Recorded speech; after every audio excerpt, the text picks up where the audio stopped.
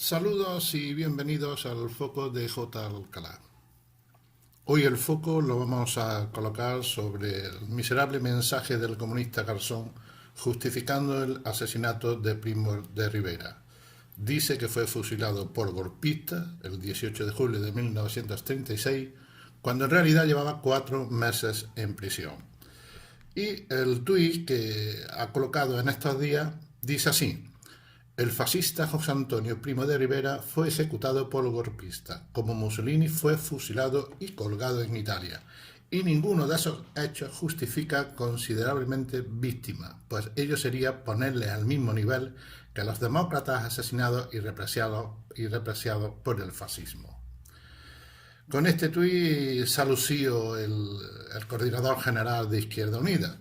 Y entonces habría que recordarle un poco la historia, porque se ve que de historia esta parte de la política está más pegada que nada más, ¿no?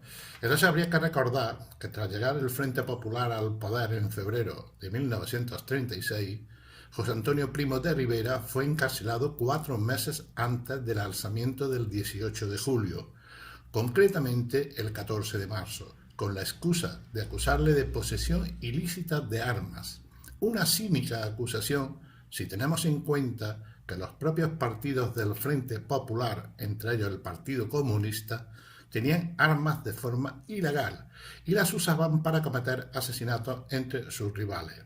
En junio de ese año, Primo de Rivera fue trasladado a la prisión provincial de Alicante, en la que sería fusilado el 20 de noviembre de 1936, después de un proceso que solo cabe calificar como una farsa judicial. De hecho, en el proceso se le acusó de los delitos de conspiración y de rebelión militar, pero solo acabó condenado por el primero, ya que era imposible que hubiese participado en una rebelión militar, estando encarcelado. Así pues, Alberto Garzón miente y además calumnia a las víctimas de un crimen de guerra. Tras conocer la sentencia que condenaba al jefe de la Falange a ser fusilado, el líder anarquista Buenaventura Durruti escribió: considero una insensatez y un error capital condenar y fusilar a José Antonio en estos momentos. Sinceramente y hablando entre nosotros, no reconozco ninguna razón o pretexto que aconseje y mucho menos justifique tan precipitada e insólita decisión.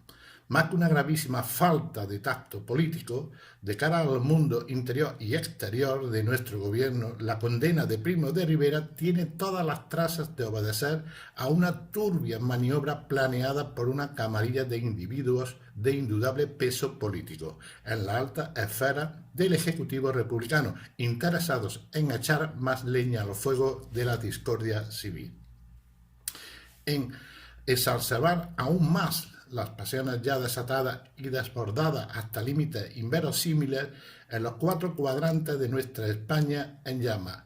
Y estoy de acuerdo con los militantes libertarios de Madrid en que al sentenciar a José Antonio, el Tribunal Popular ha sentenciado irremisiblemente a muchos españoles antifascistas de la zona franquista, por cuyas vidas ya no apostaré un solo céntimo a partir de mañana. Como ya digo, esto lo decía Durruti, que además añadía: con la muerte de José Antonio, si llega a consumarse, morirá también toda esperanza de reconciliar a los españoles antes de muchas décadas. Además, advirtió de los intereses extranjeros que había tras esa condena. Asesores militares, políticos y policiales soviéticos están arribando en número creciente a nuestra zona, al amparo de la interesada aportación del Kremlin a la causa republicana.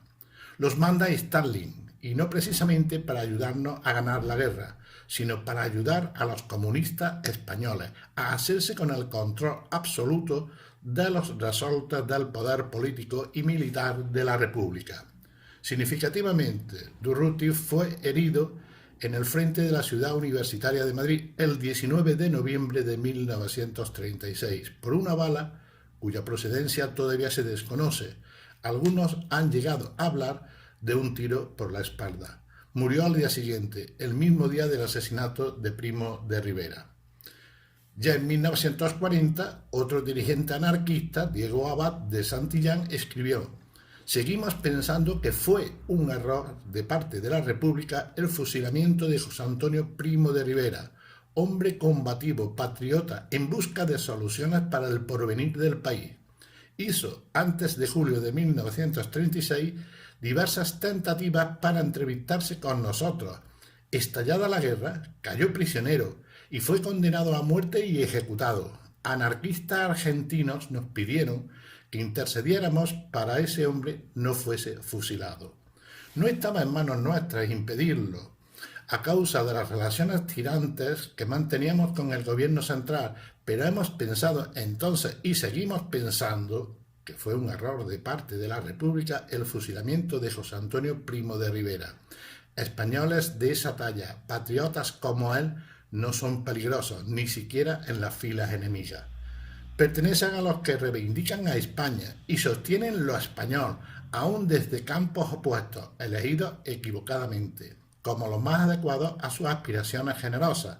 ¿Cuánto hubiera cambiado el destino de España si un acuerdo entre nosotros hubiera sido tácticamente posible, según los deseos de Primo de Rivera? Y a todo esto, pues, cabe preguntarse si al dirigente de Izquierda Unida se le va a aplicar la misma vara de medir que a Hermann Tretsch, condenado a pagar 12.000 euros por afirmar que el abuelo de Pablo Iglesias era un asesino. Por otra parte, sería interesante saber si Garzón también considera justificable el fusilamiento del golpista Lluís Companys el 15 de octubre de 1940. Recordemos que el dirigente separatista lideró un golpe de Estado contra la República en octubre de 1934, que se saldó con 107 muertos, pero gracias al Frente Popular solo estuvo en prisión 16 meses, ya que fue amnistiado por los mismos que metieron a Primo de Rivera en prisión para asesinarle 7 meses después. Dicho sea de paso, bajo el mandato de Companys, fueron asesinadas más de 8.000 personas por sus ideas políticas o creencias religiosas durante la Guerra Civil, mientras que José Antonio Primo de Rivera nunca cometió ningún crimen ni ordenó cometer ninguno. Si Alberto Garzón quería buscar un golpista responsable de muchos más asesinatos que Mussolini, solo tenía que haberse mirado en su líder, porque más asesinatos que cometió Lenin o más millones de muertos que hizo Lenin no los ha cometido nadie. Este ha sido el foco de la Nueva Editorial.